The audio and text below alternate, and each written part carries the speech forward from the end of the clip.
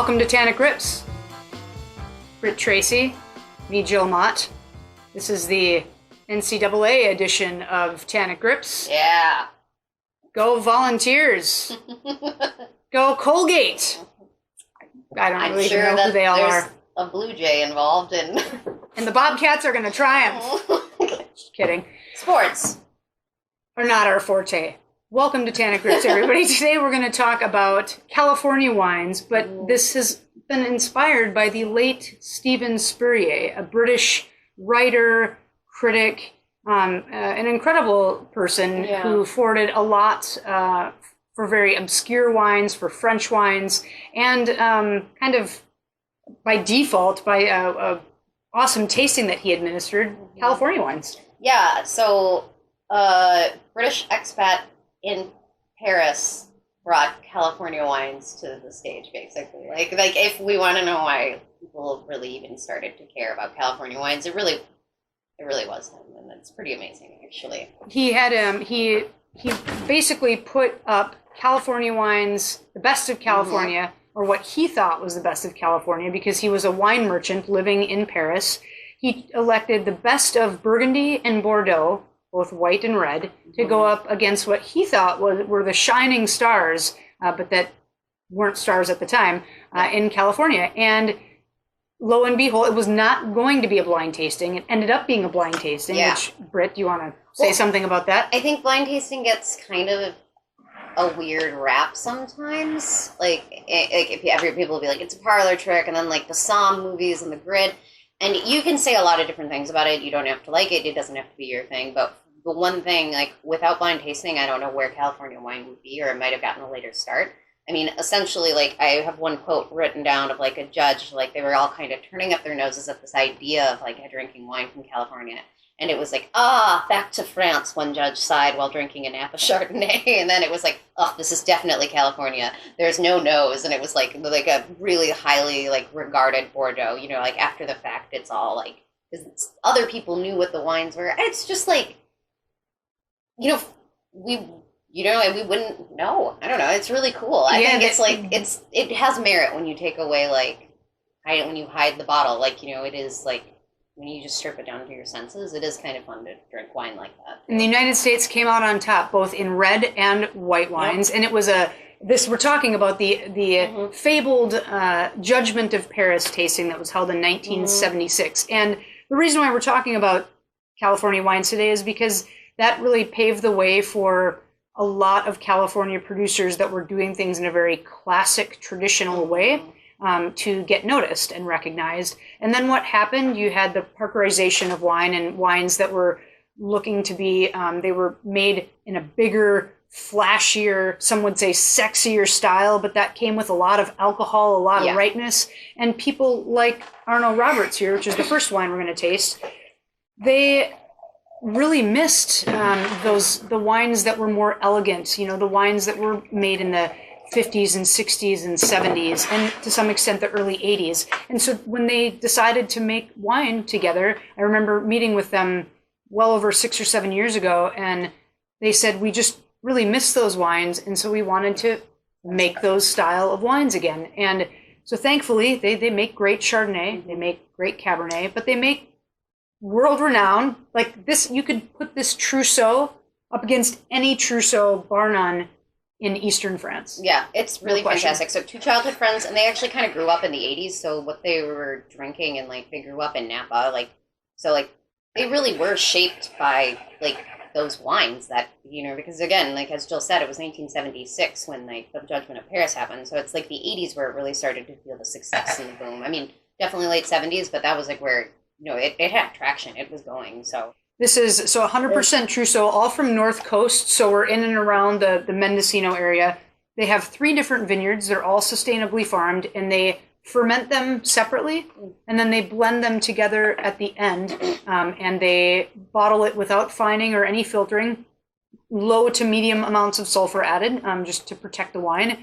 And it's really a joy to drink. Check out that color. It's like kind of tomatoey meets cherry in color. It always looks darker on that screen, doesn't it? You should like whip the camera around. But anyway, and the smell is really pretty. You get this old French, kind of regal French oak quality. Back to France. All of the judges, by the way, we should mention, most of the judges, there was one American judge, one British judge, Steven Spurrier himself, and then the rest of them were French, which is, I think, is the nail in the coffin in the story. Mm-hmm. What do you think? It's nice and light, medium bodied. It is really beautiful. This wine could go in a lot of different directions with how you enjoy it. It's wonderful on its own. I sold a lot of this around the holidays, and like people having duck, people just wanting something a little like nicer, kind of something that could go in a lot of directions. It's not necessarily super tannic. You're right. What's the tannic grip? I'd say it's like 3, maybe. Soft. Yeah, it is. I'm gonna go a little lower. I'm gonna say maybe a 2.5 for me. Only because it's first wine of the day. I don't want to disagree, so yeah. Okay, love that. Well, we haven't disagreed yet. That's true. Okay. Well, thank you. Oh my gosh. It's so it's a lot soft of Bing cherry. It's really like fine and like soft and gentle, but it's again still incredibly like delicious and lox. I would say that it's a great entry to Trousseau too, because they, especially for the ones from far eastern France, they tend to be like, and I'm apprehensive with this word, but for lack of a better one in time, funky. Funky, acidic too, a bit more acidic, and it does have a little funk and it has a little acid, but it's uniquely California. You wouldn't buy this hoping for a French. There's a luxurious quality to it that I think it sets it apart from other Trousseau. So I think that's really special. And just moving on.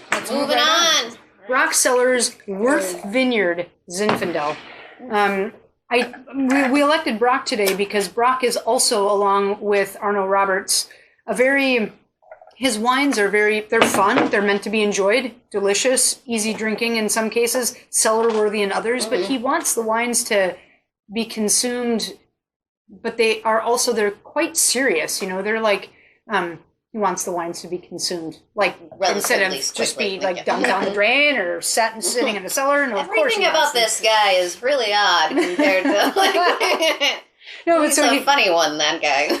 Yeah. So Chris Brockway, out of Berkeley. All the fruit here comes from Green Valley, which is just east of Napa, and Chris's wines are always very poised, very elegant. They can be fun and jovial, but there's usually, in this case, they can be seen for their serious side. And in this case, this wine is the vineyards are all dry farmed. The one Worth Vineyard is all dry farmed, 70-plus-year-old vines. And it's aged for about 10 months in neutral French oak. It's fermented in huge open top containers. And I mean, usually when we think of Zin, we think of sappy, kind of almost verging on sweet, dark fruits. And this is only 13.5%, percent alcohol, so very balanced. It's got a really cool, like, eucalyptus note to it, as well as, like, almost like a dried, like, clovey spice or something. Oh, interesting, yeah. I get dried dark currant, too, like black currant. Yeah, like, I feel like there's a tea-like quality to it, like a black tea. That's really, like, black tea, but not quite an Earl Grey, like, not as floral, like, just, like, I know what you mean, maybe a chai, but not, I don't know. Anyways, there's just something like a tea that's spiced, kind of. Yeah, like just like a really solid like breakfast tea. I don't know. Like there's just this and it kind of brings this elegance to it. And like this is what Zinfandel from California should taste like. I think like most definitely. Yeah. It's still got the boldness and it's still like the old vines. You can taste the influence of the oak, but not excessively, and it's just still really beautiful and pleasant to drink. This is, I think, he basically started the natural wine movement in California, and I think we're all very thankful for it. His wines are one of the top sellers in the shop for red wines, his Brock Love Red. And so this is, for those of you that know the Brock Love Red and love it, this is a step up in terms of it is a single vineyard, it is a single grape, and a joy to drink. Yeah. Not a lot of it. Last but certainly not least, Ms. Martha Stuman. I mean, like, kind of the perfect summation of what we're talking about when we want to talk about, like, kind of iconic California winemakers. What's fun about her is just she's kind of coming up behind these guys. She even studied under Chris Brockway, and then she's also she studied under, like, Ariano Copinti's father or grandfather or something. Like, she studied all over, like, the world, and so it's pretty cool, like, and she brings it back in her own very distinctive style to California, and that's really, I don't know. She's wines using are culty. People love them, and like in a good way, culty. Yeah, and she's using everything from Petit Syrah, bigger, thicker grape, to, in this case, Nero d'Avola, 100%. She loves Italian grapes, and this is 100% Nero d'Avola that is, part of it is direct to press, or like overnight, I should say, a little maceration. So basically a rosato or rosé blended with a 4-day maceration, so a little more. But this is her California Nouveau. So we have people that are making quite classic, beautiful wines that have paved the way for someone to make something that does taste like Nero d'Avola. It tastes like California, but now we're making like California Nouveau out of Italian varietals. All native yeast with all of these wines, all lower sulfur, sustainable, organic, kind of all this fruit. She uses one dry farmed vineyard in this blend, and super fun, super juicy, super easy to drink with a light chill. I haven't had that one. It's called Patatino. Which is so cute. Which is after her son. It's what you call a little baby in Italian, and so she just had a baby boy, I think about a year and a half ago, and so named it Patatino. Patatino. That's true. Well, thank you very much for enjoying some. And go Colgate. Go Colgate. Enjoy California wines. Wait, and what Tannic grip? Quick.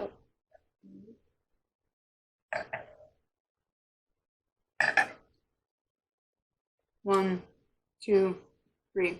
Sorry, 3. There you go. And that's telling us to stop. So from our glass to yours, here's to California and to Steven Spurrier.